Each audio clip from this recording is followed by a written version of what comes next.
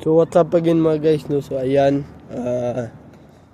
nandito na tayo sa North Gate at 8:24 pa darating yung bus guys, no? So malayo-layo pa guys yung iintayin ko dito. So ayan guys, no? So ngayon guys ay tamang tambay lang tayo kasi malayo pa, 8:24 pa yung bus na darating. Sabado kasi ngayon. So ayan guys, no, pang 360 na ito na vlog. Konti-konti na lang guys. At mamaya pala guys, mag-gym pala ako guys. Planet Fitness rin. Kasi bukas mag-gym rin ako pagkatapos ko magsimba. Kasi yung mama ko may trabaho. Pagkatapos namin kumain, kasi magsisima pa kami, so kakain muna kami doon. Kasi may ano bang tawag nito? Parang maganda doon lagi sa simbahan namin. So saka kami aalis. Sasama na rin ako kasi wala naman akong gagawin doon para makapag-workout na ako guys.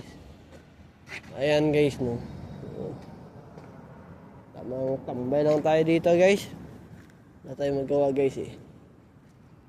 Ayan guys, no. So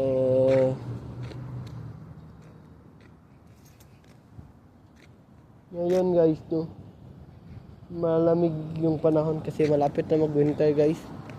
So kailangan talaga mag-jacket para hindi lamigin. So kagabi naligo na ako kagabi para hindi na ako maligo kasi guys kapag naligo ako ngayon wala yung manghina ako. So mamaya alas 12 tayo mag-break para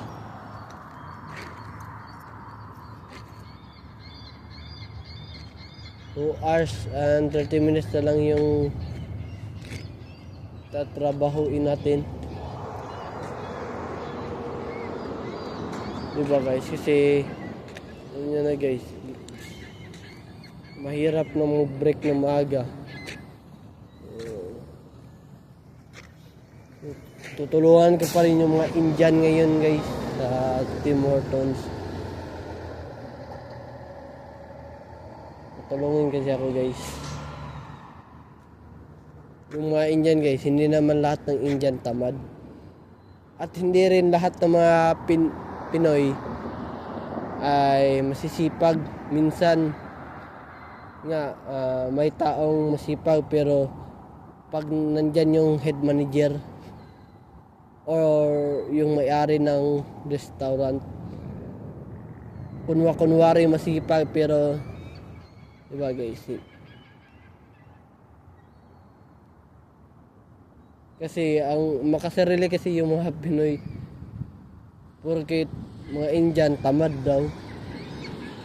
So ako rin, selfish din ako. Mga Pinoy rin, hindi lahat ng Pinoy masisipag, mapapakitang tao lang para ma-promote, diba guys? Ganyan yung utak ng mga Pinoy ngayon. Pag nandyan yung head manager, wala. Kabingi yung utak nila guys.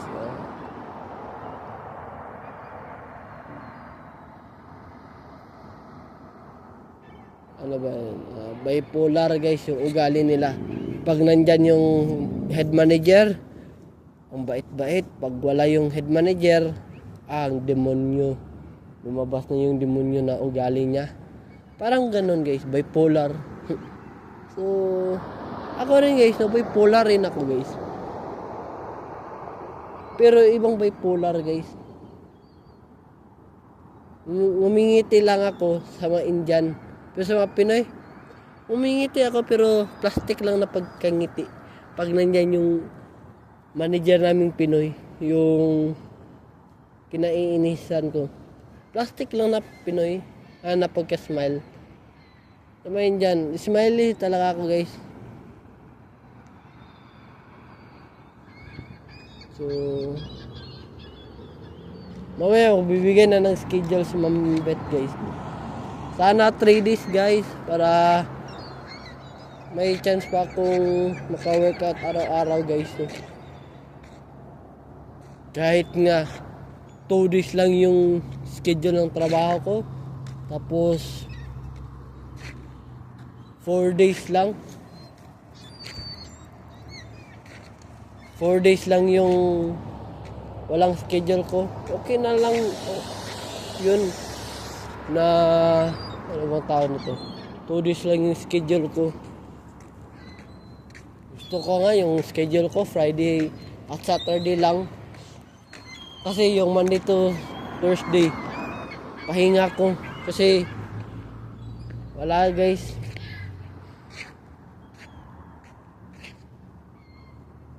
Ayaw ko na sa ano ba, sa Tim Hortons guys. Pero wala pa kasi akong trabaho na mahanap kaya dyan na muna ako.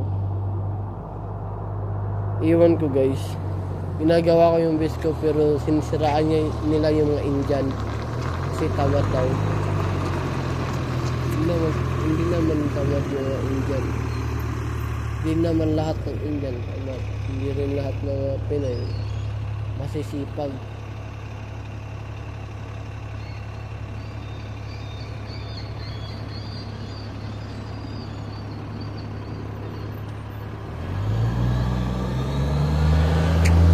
Mamaya pag nandyan yung head manager namin, siguro ang sasabihin ng manager namin ay si Aaron tumutulong. Ako raw yung tumutulong sa Indian. So mag-explain talaga ako kay Ma'am Bet kasi kapag hindi ako na-explain wala eh. Ako pa yung mali. So, di ba? So, mag-explain talaga ako para walang lusot si Ma'am Jonah.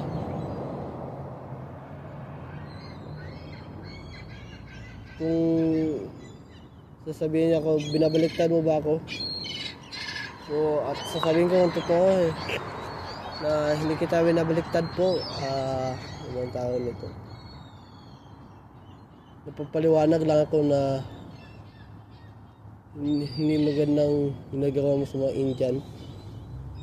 Hindi naman lahat ng mga Indian. Sasabihin ko talaga sa harap niya para maintindihan niya. At hindi rin lahat ng Pinoy masisipag. Para aware kayo, para fair. Walang bias, porkit Pinoy, Pinoy. Porkit Indian, Indian, di ba? Hindi yan maganda, bias yan. Hindi ako bias. Dumidepende ako sa sitwasyon guys. Kasi hindi ako nang husga agad kasi sa kilos. Dumidepende ako sa sitwasyon na ginagawa niya ngayon, di ba? O sa trabaho. Ganyan ako guys. Kaya kung isusumbong ako ni Ma'am Jonah, may nahanda na ako guys. So, ayan naman na guys, no? Maingay yung ibon dito guys. So hanggang dito na lang guys, no? Paki-subscribe sa aking YouTube channel na Aaron Caralde at huwag kalimutang pinutin ang notification bell na all para updated kayo lagi sa aking mga vlog. So ayan naman na guys, no? Have a wonderful day and have a nice day. Keep safe. And I'll see you for my next vlog. Peace out. Bye-bye. Black Dragon.